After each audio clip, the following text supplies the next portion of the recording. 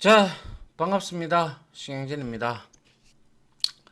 자, 우리가 지난 시간에는 이제 우리가 객체지향 기법, 그죠? 객체지향 방식에 대한 기법에 대해서 여러분들한테 설명을 좀 드렸고, 모든 게 우리가 객체들로 둘러싸서 이제 지금 현실 세계를 살아가고 있다라는 말씀을 드리고, 이런 것들을 우리가 설계도 혹은 클래스를 가지고 객체의 개념 뭐 이런 것들에 대해서 조금 살펴봤습니다. 자, 이번 시간에는 절차 지향과 객체 지향을 한번 보자고요. 자, 절차 지향은 우리가 C 언어를 배우셨다면 C 언어에서 사용되는 방법이 바로 절차 지향이죠.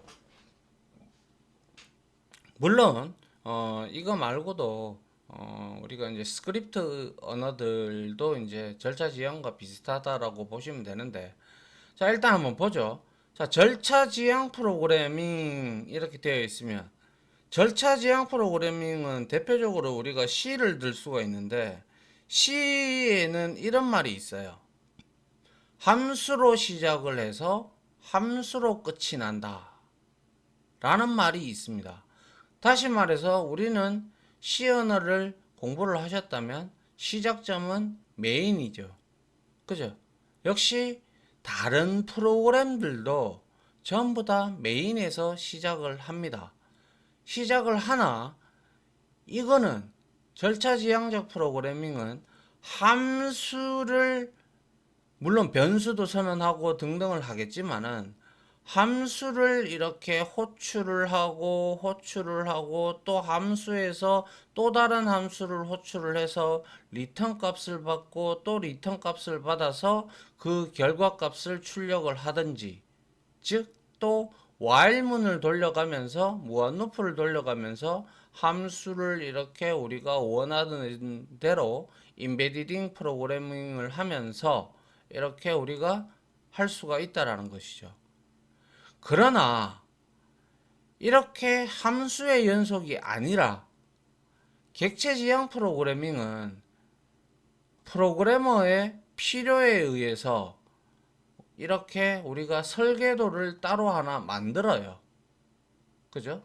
클래스를 하나 만들어요. 클래스를 만들고 우리가 필요에 의하면 이 객체를 생성을 하는 거예요. 이렇게. 이게 이제 우리가 나중에 배우게 될 U라는 연산자로 동적 할당을 할 수도 있고, 아니면 정적 할당을 할 수도, 메인 함수에다가도 그냥 스택에다가도 선언할 수가 있다라고 말씀을 드렸습니다. 그래서 이 객체를 만들었다. 객체를 만들었다라는 것은 붕어빵을 하나 만들었다라는 뜻이죠. TV를 하나 만들었다라는 뜻이에요. 그러면 이 제가 제일 첫 시간에 말씀을 드렸을 때 객체는 속성과 뭐로 이루어져 있다고 했어요? 속성과 기능이라고 했습니다. 그죠? 기능은 무언가를 하는 멤버 함수에 속하고 속성은 멤버 변수에 속한다. 그래서 이러한 변수를 선언해 놓고, 이거는 지금 클래스 안에 있는, 즉 객체 안에 있는 멤버들이기 때문에 데이터 저장하려고 그러면 우리가 변수가 필요하다. 그죠? 변수를 쓰든 여기에 배열을 써도 되고 뭐 다 쓸 수가 있어요. 그러면 여기에다가 썼다. 그러면 우리는 메서드를 통해 가지고, 메서드는 멤버 함수의 다른 말입니다. 그래서 똑같습니다. 용어는 단지 객체 안에, 클래스 안에 들어가 있는 함수를 멤버 함수라고도 하고 멤버 메소드라고도 합니다. 그러니까 두 개가 비슷한 말이니까 그렇게 여러분들이 이해를 하시면 되고요. 그래서 메소드는 어떤 특정한 기능을 한다고 했어요. 그죠? 그러면 우리가 메소드를 통해서 객체에 있는 데이터를 내보낼 수도 있고, 아니면 받아들일 수도 있고, 그렇게 되면 우리는 이 안에 있는 데이터 값들을 변화를 시켜가면서, 즉 이게 채널이라면, 그리고 이게 이제 채널을 업다운하는 메소드라면 사용자가 어떠한 버튼을 클릭을 했다. 그러면 메소드를 통해서 데이터 값이 왔다 갔다 하면서 변수, 멤버 변수기 때문에 이것도 값이 변하죠. 그죠? 변하기 때문에 이 데이터 값들을 변화를 시킬 수가 있다라는 것이죠. 이해갑니까? 예. 이렇게. 그래서 지금 보시다시피 이렇게 논리적으로 떨어져 있어요. 물리적으로 떨어져 있어요. 붕어빵 내 거 비워 먹는다고 해서 남의 거에 사라지는 게 아니죠. 그런 것처럼. 그래서 서로 접점이 있다면 오픈을 해서 서로 통신을 하게끔 만들어 줄 수도 있고, 그거는 어떠한 프로그램을 만들지, 어떠한 객체를 이용해서 프로그램을 만들 때 어떻게 만들지, 그거에 대해서 이제 논할 때, 이제 우리가 설계를 할 때 이렇게 우리가 관계도도 표시를 할 수가 있죠. 아시겠죠? 예. 이게 이제 차이가 있다라는 거죠. 이거는 절차 지향은 라인 바이 라인. 그래서 함수의 연속적인 호출로 그 결과값을 가져오는 그러한 절차 지향 프로그래밍이라면, 객체 지향 프로그래밍이라는 것은 뭐 사용자가 무엇인가를 이벤트라고 하는데요.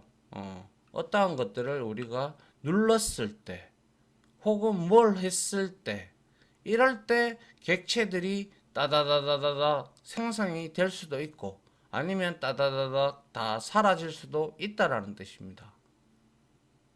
아시겠죠? 예, 그만큼 이거는 객체 지향 프로그래밍은 라인 바이 라인처럼 이거 실행했다가 그 다음에 라인 뒤에 이게 있으니까 이게 실행했다가 이게 아니라는 거죠. 아시겠죠? 예. 다음 한번 볼게요. 자, 그러면 우리가 지금까지 초급자에서 우리가 했던 절차 지향 프로그래밍 수없이 얘기했는데 한번 간단하게 보고 넘어가도록 하죠. 자, 절차 지향 프로그래밍, 즉 procedural 프로그래밍, 우리가 프로시저라고 하는데 프로시저는 함수와 유사하다라고 생각을 하시면 됩니다. 알겠죠? 자, 절차 지향 프로그래밍은 프로시저를 기반으로 하는 프로그래밍 방법이다.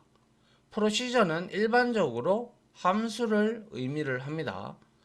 그래서 절차 지향 프로그래밍으로 번역하는 것보다 프로시저 지향 프로그래밍이라는 용어가 어떻게 보면 더 적합할 수가 있죠. 왜?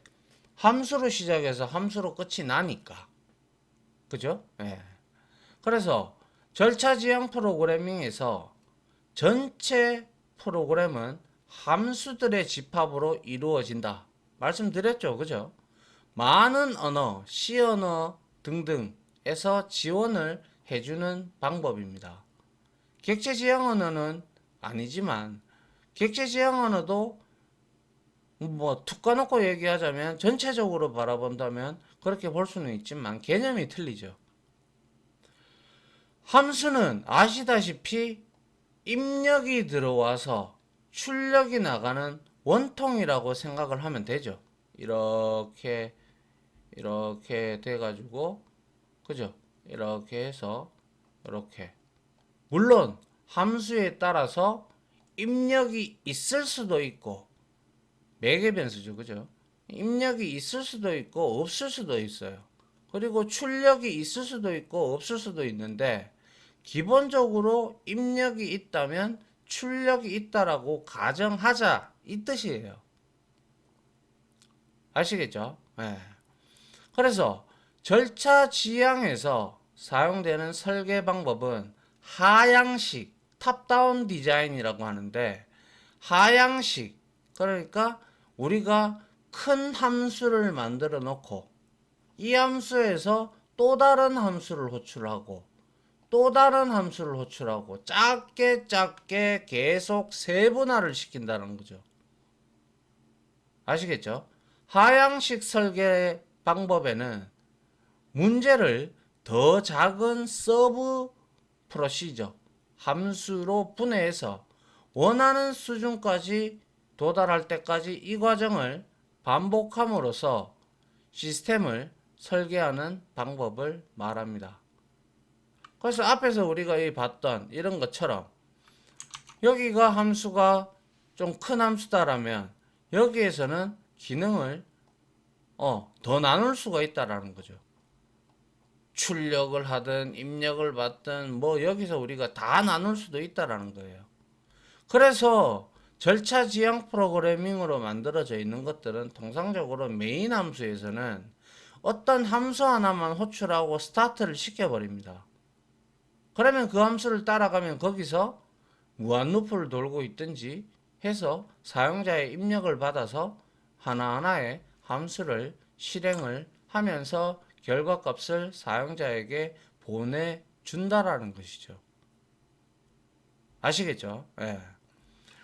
그래서 절차 지향 프로그래밍은 오랫동안 그쵸? 1970년도부터 C 언어가 나왔고 그 전에 있던 방법도 내나 GUI 환경은 아니었지만 그렇게 사용이 됐으니까 오랫동안 좋은 방법으로 여겨졌다. 하지만 문제가 없었을까? 가장 중요한 단점은 뭐예요? 데이터가 함수와 분리된다는 점이에요. 우리가 앞에서 초급자 과정에서 함수에 대해서 배웠죠. 어때요? 함수는 여기에다가 우리가 컴파일러한테 쓴다고 알리고 그 다음에 헤더 파일에다가 모은다든지 아니면 밑에다가 간단하면 밑에다가 우리가 메인 함수 밖에다가 우리가 이렇게 쓴다 만들어서 호출해서 이것도 코드의 재사용성은 되겠죠. 호출해서 쓴단 말이에요. 그죠? 그러면 어떻게 돼요? 여기에 지역 변수 메인에 있는 함수가 있다, 변수가 있다면 여기에서 기능을 해서 이 변수에게 리턴을 해준다면 이거는 지금 분리가 돼 있다라는 거예요. 이게 가장 큰 단점이에요. 그죠? 예. 많은 경우에 절차 지향 방법에서 데이터가 프로그램의 중요한 부분임에도 불구하고 프로그래머들은 함수 작성에만 당연히 신경을 쓸 수밖에 없겠죠. 왜? 함수를 작성을 해서 결과값을 도출하기 위해서 여기에 많은 시간을 투자하게 될 겁니다. 맞습니까? 그러면서 여기에 올바른 결과값이 나오면 오케이 이렇게 넘어가는 거죠.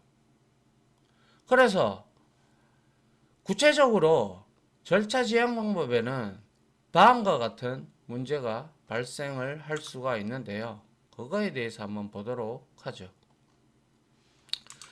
절차 지향 프로그래밍의 단점은 일단은 자 우리가 어떠한 프로젝트를 한다고 가정을 합시다. 그런데 협업을 해야 되는데 어떤 사람은 이렇게 파일이 있다면 어떤 사람은 이거를 만들고 어떤 사람은 이거를 만들고 어떤 사람은 이거를 만들어요. 그런데 협업을 해서 만들어야 되는데 어떻게 돼요? 메인 함수에 만약에 우리가 어떤 값을 넣었다. 그러면 각각 다르잖아요. 메인 함수는 여기에서 하나만 있어야 돼요. 그죠? 나머지들은 서브 역할로 도와줘야 되는 역할을 하는데 예를 들어서 데이터를 공유하기 위해서 우리가 여기에 메인 함수밖에 전역 변수를 많이 쓴단 말이죠. 그죠? 물론 지금이야 하드웨어가 많이 발전을 했기 때문에 전역 변수를 써도 크게 상관은 없습니다만은 이 C 언어 자체는 인베디딩, 즉 칩에다가 어떠한 칩셋이나 이런 곳에다가 우리가 프로그램을 심을 때 많이 쓰는 용도로 쓰는 용도가 많은데, 그 용도가 많은 것을 만약에 메모리를 많이 차지하는 전역 변수는 프로그램 실행과 동시에 죽을 때까지, 그 프로그램이 종료될 때까지 살아있다라고 말씀을 드렸어요. 라이프 사이클이. 그죠? 그래서 과도한 전역 변수를 사용함에 따라 많은 경우 데이터에 전역 변수에 저장을 하게 되죠. 그리고 공유하기 위해서. 그러면 이 경우에 데이터에 접근하는 것을 우리가 통제할 수가 있습니까? 물론 회의를 거쳐서 이거는 이렇게 쓸 거고 저렇게 쓸 거고 이렇게 규정을 짓는다면 또 이야기는 달라질 수 있겠습니다만은, 과도한 전역 변수를 사용을 하면 데이터에 접근하는 것을 통제할 수가 당연히 없어지게 되겠죠. 그래서 어떤 함수든지 쉽게, 내가 만약에 여기에 1로 세팅을 했는데 2번에서 함수가 여기에 접근을 해서 여기에 값을 2로 바꿨다. 사전에 회의를 통하지 않고 2로 바꿨다. 그러면 여러분들 1번을 만들고 있는 사람은 황당할 겁니다. 그죠? 예. 그래서 우리는 이 객체 지향 프로그래밍에는 이제 우리가 동기화라는 그러한 일종의 방법도 있습니다. 데이터를 변경을 시키지 못하게끔 만들어주는 한 가지 방법인데요. 그러한 내용들은 뒤에 나오니까 한번 보도록 하고요. 통제할 수 없어서 어떤 함수든지 쉽게 데이터를 변경할 수가 있겠죠. 일반적으로 규모가 큰 프로그램의 경우 많은 함수들이 쉽게 접근하기 위해서 전역 변수에 핵심적인 데이터를 당연히 우리가 전역 변수로 뺀다는 것은 공유하고 같이 사용하고 하기 위해서 우리가 전역으로 뺀다라는 뜻이거든요. 그런데 거기에 핵심적인 데이터를 저장하게 되는데, 전역 변수는 모든 함수에 대해서 개방이 되어 있기 때문에, 왜 C 언어에는 제어자라는 게 없어요. 내가 만든 변수를 숨긴다, 이러한 것들이 은닉화가 없다라는 거죠. 그래서 모든 함수에 개방이 되어 있기 때문에 전역 변수의 값을 누군가가 잘못 설정할 가능성도 상당히 많아지겠죠. 그죠? 예. 그래서 데이터가 여기 전역 변수가 있다면, 함수 1, 2, 3, 4가 있다면 어떻게 돼요? 얘가 변경시킬 수도 있고, 얘가 변경시킬 수도 있고, 얘가 변경시킬 수도 있고, 얘가 변경시킬 수도 있어요.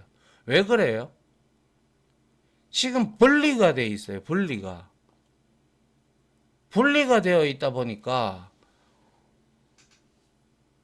어떤 함수가 변경을 시켰는지 로그로 우리가 남겨놓어도 되겠지만은, 로그로 남겨놓지 않는다면 어떤 함수를 누가 호출해서 누가 바꿨는지 찾아내기도 힘들 뿐더러 이렇게 떨어져 있으니까, 덩어리가 아니니까, 그죠? 덩어리가 아니니까 이와 같은 과도한 전역 변수를 우리가 사용을 하게 되면서 문제가 야기가 되기 시작하는 것이죠. 맞습니까? 예. 자, 그 다음 한번 보죠. 자, 그 다음에 절차 지향 프로그래밍은 프로그램의 이해가 어려워진다. 절차 지향에서는 작업들이 함수로 작성이 되죠. 그죠? 예. 하지만 인간이 동시에 이해할 수 있는 함수의 숫자는 제한되어 있다. 우리가 앞에서 스트링 클래스에 대해서 잠시 배웠는데, 스트링 클래스에 대해서 배웠는데, 거기에도 멤버 함수가 무진장 많았어요. 그래서 제가 이걸 다 외울 필요는 없다. 필요하면 서칭을 한다든지 도큐멘트를 봐서 필요한 함수를 여러분들이 가져다가 서는 부분 알면 쓸 줄 알기 때문에 여러분들이 가져다가 쓰시면 된다. 이렇게 말씀을 드렸어요. 그런데 이 절차 지향 프로그래밍은 뭐예요? 멤버 함수가 아니죠. 그냥 일반 함수예요. 일반 함수다 보니까 여기저기 떨어져 있단 말이에요. 그러면 그 함수가 많으면 많을수록 프로그램의 이해도가 높겠습니까? 낮겠습니까? 그렇죠. 당연히 그걸 따라가 보지 않는 이상은 어렵다라는 것이죠. 물론 몇 개가 함수가 몇 개 안 된다면야 문제가 되지 않겠습니다만은 함수는 무제한적으로 만들 수가 있기 때문에 누가 어느 시점에 누가 만들었는지 몰라요. 그죠? 예. 그래서 주석이라는 것도 필요하게 되는 것이고요. 아무튼 따라서 서로 상호작용하는 수백 개의 함수를 이해하는 거 과연 인간이 가능할까요? 어렵단 말이에요. 그죠? 그리고 변경하고 확장하기가 당연히 어렵겠죠. 왜? 그냥 우리가 필요하면 함수를 추가할 뿐이지. 그리고 필요하면 수정할 뿐이지. 근데 그게 함수가 수백 개가 관련이 되어 있다면 변경하거나 확장하기가 상당히 어렵다라는 거죠. 그거는 상식적으로 생각을 해봐도 이해가 될 거라고 생각을 합니다. 그래서 절차 지향의 경우 프로그램의 복잡도가 어느 정도 이상으로 커지게 되면, 자, 이거는 우리가 시간 복잡도라고 해서 알고리즘에서 측정하는 그러한 방법인데요. 자, 이 복잡도가 어느 정도 이상으로 커지게 되면, 그러니까 프로그램의 규모가 조그마다가 이만큼 커지게 되면 요만큼 볼 때는 수정하기가 쉽겠죠. 근데 이만큼 커져 버리면 시간이 많이 걸리기는 많이 걸리겠죠. 그죠? 그래서 프로그램 변경하기가 많이 어려워지겠죠. 그죠? 그리고 그 함수들이 아까 앞에서 우리가 그림에서 봤듯이 함수 큰 것들이 있으면 여기에서 서브 함수들이 다 이렇게 호출이 된다면 하나의 함수 얘를 만약에 내가 수정을 한다. 그러면 여기들 다 영향을 받겠죠. 그럼 이거 하나하나씩 다 고쳐줘야 되죠. 그죠? 그런데 객체 지향은 어때요? 설계도에서만 바꿔주면 되죠. 그죠? 예. 물론 그것도 규모가 커지면 이제 파트별로 나눠서 이렇게 우리가 회사에서 누구는 누구 파트, 누구는 누구 파트 이렇게 나눠서 이제 우리가 분할해서 모듈별로 나눠서 이제 담당자가 존재를 합니다. 그래서 종종 하나의 함수를 수정을 하면 다른 함수들이 영향을 받기 때문이다. 이게 바로 절차 지향 프로그래밍의 단점이 되겠죠. 맞나요? 예. 자, 그러면 그러한 절차 지향 프로그래밍의 단점을 이제 서서히 극복을 하기 위해서 객체 지향 프로그래밍이 더욱더 필요해지게 되겠죠. 그래서 제가 아까 첫 번째 시간에 말씀드렸죠.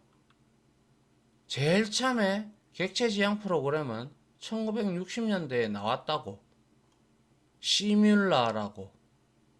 그 다음에 나온 게 시뮬라는 이제 하드웨어 사양이 못 받쳐줘서 사장이 됐다고 했지만 개념이 아주 좋았기 때문에 1980년도에 이제 C++와 스몰토크라는 게 있습니다. 이것도 스몰토크라는 프로그래밍, 저도 써보지는 못했어요. 스몰토크라는 프로그래밍이 객체 지향 프로그래밍이 등장을 했고 살아남은 게 C++가 됐고, C++의 단점을 그나마 좀 극복하고자 나왔던 게 1990년도 1994년도에 자바가 나오게 되죠.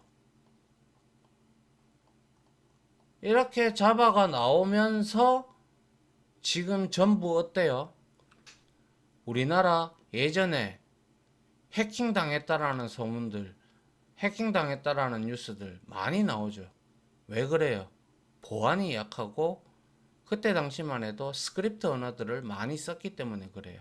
근데 이제 이 객체 지향 프로그래밍으로 바꾸면서 서서히 이제 그러한 뉴스들이 사라져 가고 있죠. 아무튼 이후로 연구가 진행될수록 서로 관련된 함수와 데이터를 묶어서 생각해야 한다는 점이 명백해졌다.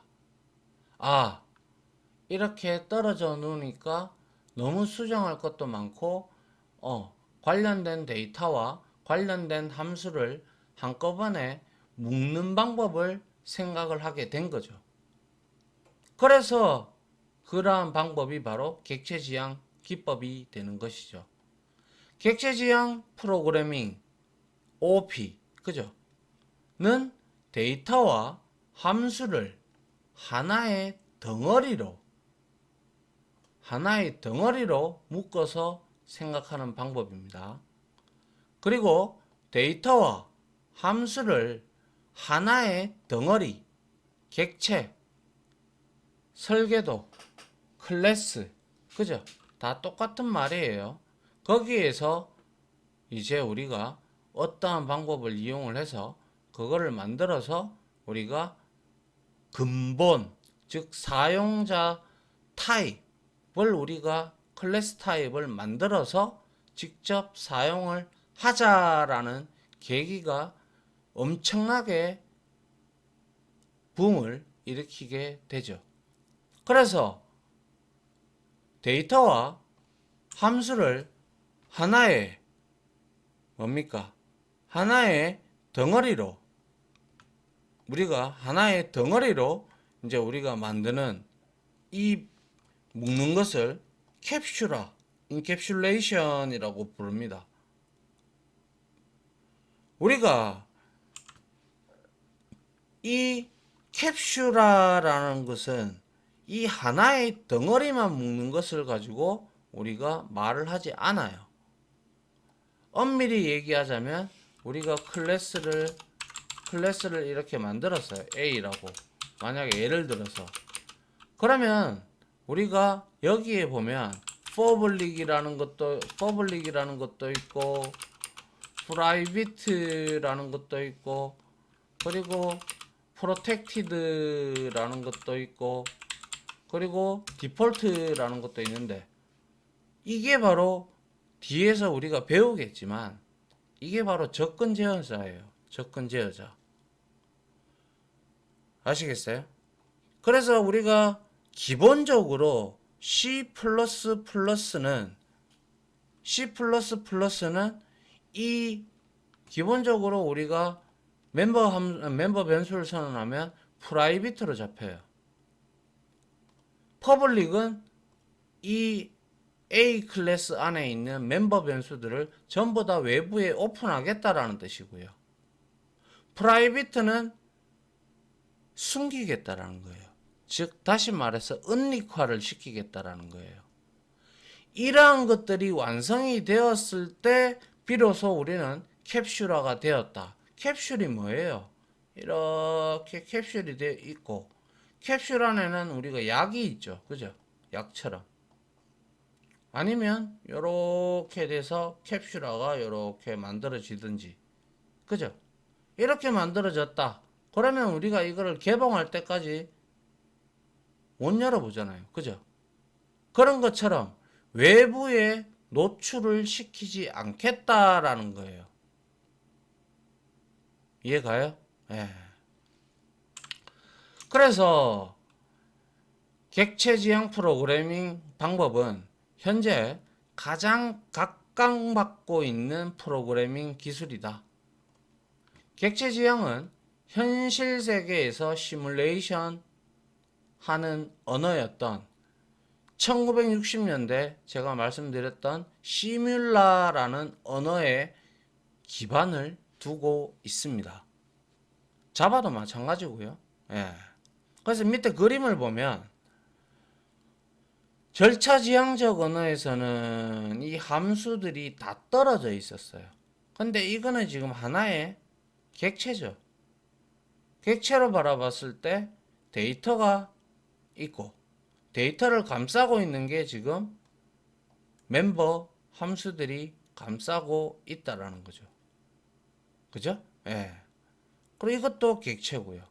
그래서 이거 두 개가 어떠한 통신을 하기 위해서 메시지를 이렇게 주고받을 수도 있고 그러면서 프로그래밍이 완성이 되어 간다라는 뜻이죠.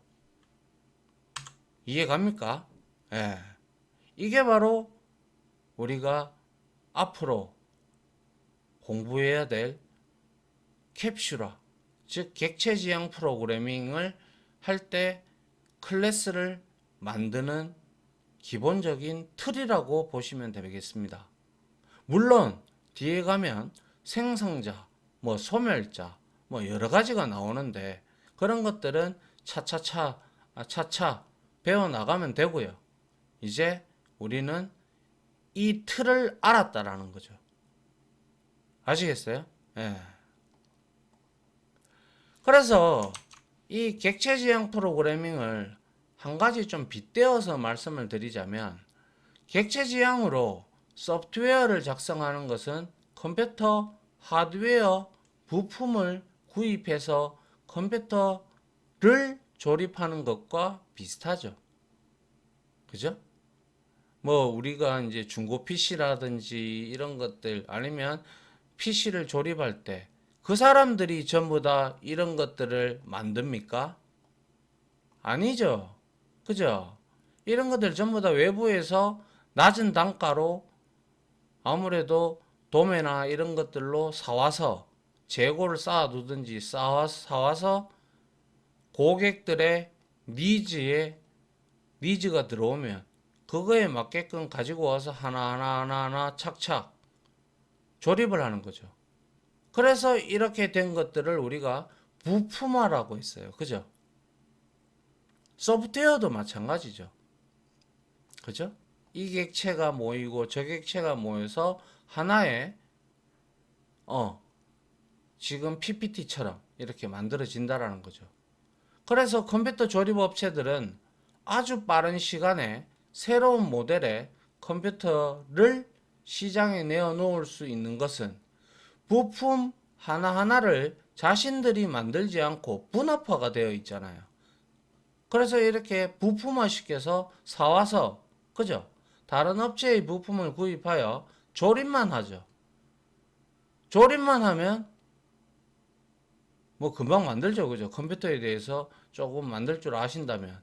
그래서 예를 들어서 CPU라든지 메모리, 메인보드, 그래픽카드, 파워 서플라이, 그리고 디스크 드라이브, 뭐 SSD도 들어가고 뭐 외부에서 공급받아서 바로 만들어 버리는 거죠. 그죠? 예. 요렇게 이해를 하셔도 되고요. 아무튼 가장 중요한 것은 객체 지향 프로그래밍의 핵심은 멤버 변수, 즉 멤버 변수와 멤버 함수를 한 덩어리로 만들었다. 그거를 근데 캡슐화를 시키든 아니면 캡슐화를 시켰다. 그리고 거기에다가 여러분들이 데이터를 오픈시키고 싶으면 오픈시키고 아니면 데이터를 숨기고 싶으면 숨기면 되더라라는 거죠. 맞죠? 예. 그거를 여러분들이 기억을 해주시면 좋겠다라는 말씀을 드리고 싶습니다. 아이고, 시간이 좀 많이 흘렀네요. 자, 다음 시간에는 역시 조금 다음 시간까지는 봐야 될 것 같네요. 예, 다음 시간에는 이제 객체가 뭔지 알았어요. 설계도도 뭔지 알았고 클래스도 뭔지 알았어요. 알았기 때문에 이제는 그 객체들을 조금 팔 겁니다. 디테일하게. 객체가 뭘로 구성이 되어 있고 어떻게 되어 있는지 아시겠죠? 예. 그리고 난 다음에 우리가 뭐 나중에 이 개념들을 좀 익히고 난 후, 그 다음에 우리가 직접 코드로 클래스를 만들고, 클래스를 만들고, 그 다음에, 객체를 한번 만들어 볼까 합니다. 아시겠죠? 자, 여기까지 마무리하고요. 제가 중요하다라고 말씀드렸던 객체 지향 프로그래밍의 핵심, 뭐예요? 멤버 변수와 멤버 함수를 덩어리로, 한 덩어리로 만들었다. 그겁니다. 아시겠죠? 그래야 우리는 은닉화도 가능하고 여러 가지가 아주 손쉽게 착착착착 부품 조립하듯이 만들어질 수가 있다라는 점, 그거를 여러분들이 이제 지금은 개념적으로만 어느 정도 이해를 하시고 실질적으로 코딩을 할 때 그때 같이 한번 해보도록 하겠습니다. 자, 아무튼 지금까지 강의 들어주신다고 수고 많으셨고요. 저는 다음 강의로 찾아뵙도록 하겠습니다. 고생하셨습니다. 감사합니다.